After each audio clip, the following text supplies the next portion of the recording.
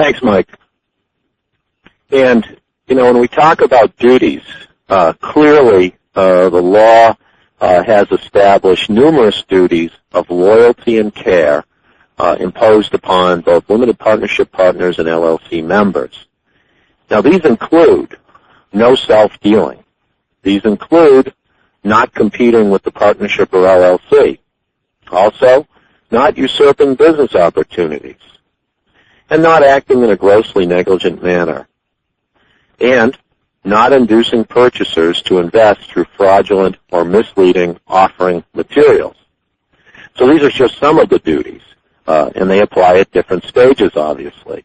The last one applies at the purchase stage. The others can apply at the purchase stage or throughout the operations, throughout the history, throughout the actual operation of the investment. Now, if some of those duties or other duties are breached, then investors have causes of action. Let's give you a couple to give you flavor.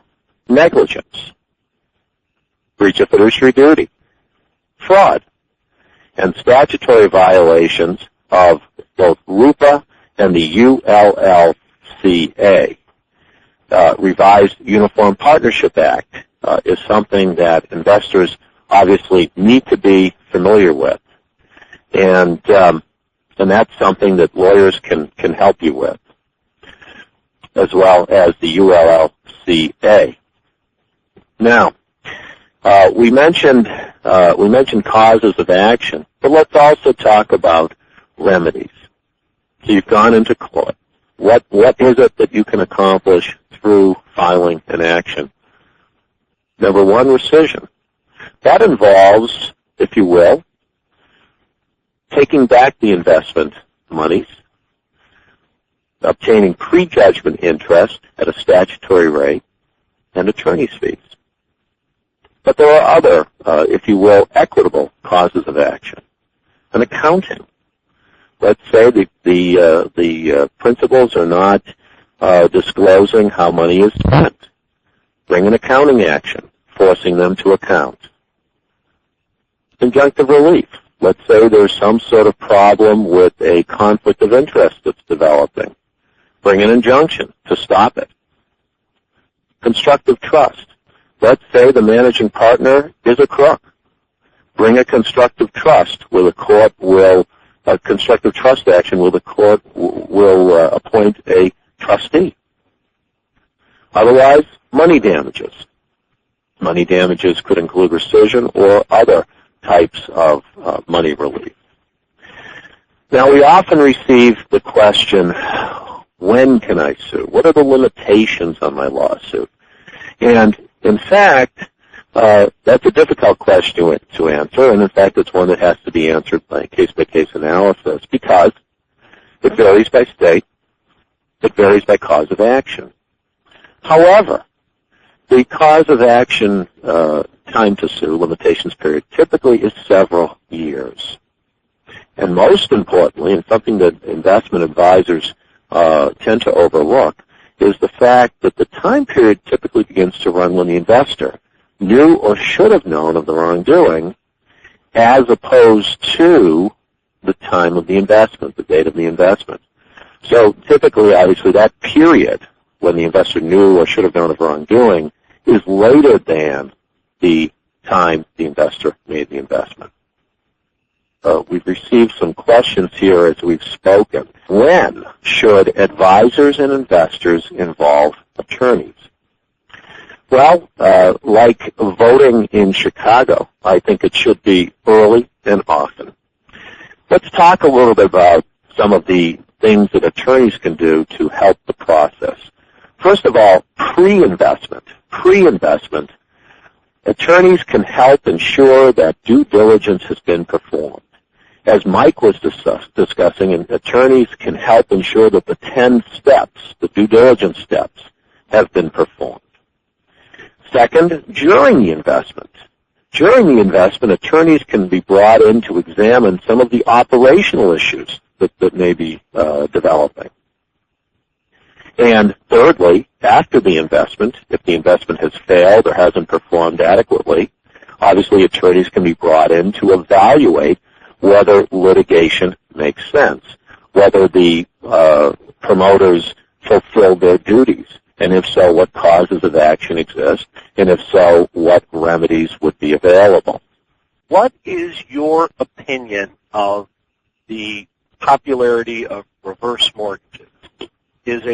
It's a three-part question. Is the reverse mortgage a worthwhile investment strategy, or is the reverse mortgage just the new real estate, quote-unquote, scam of the day? The reverse mortgage, for those of you who do not know what it is generally a payout to an individual, or it could be a corporate entity, on a house to be paid back from the proceeds of the sale of the home upon the death of an individual or the dissolution. In other words, it is the reverse of a mortgage. The bank gives you the money on a installment basis or a lump sum money to be paid back later, instead of you, the residential homeowner, taking out the money and paying back the bank. The reverse mortgage is actually a good concept for a house-rich, cash-poor resident. And it's generally targeted to the elderly who, with Social Security and pension money not paying up to a standard of living, gives the residents a chance to stay in their house and get cash while they continue to maintain their standard of living. So conceptually, I think the reverse mortgage could be a good idea. The advantages to a reverse mortgage generally is that the loan from the lender is not due until the last borrower dies. You can stay in your house until the last borrower dies in the case of a husband and wife. Another advantage is that a homeowner under certain reverse mortgage structures may receive possibly more money than the home is worth.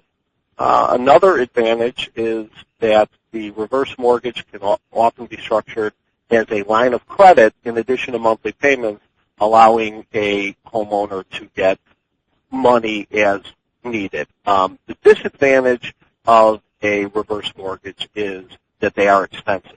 The built-in rates and fees are in general higher than what would be under a traditional mortgage. Also, under most programs, there are limits, and the limits may not meet the time and lifespan of the individual.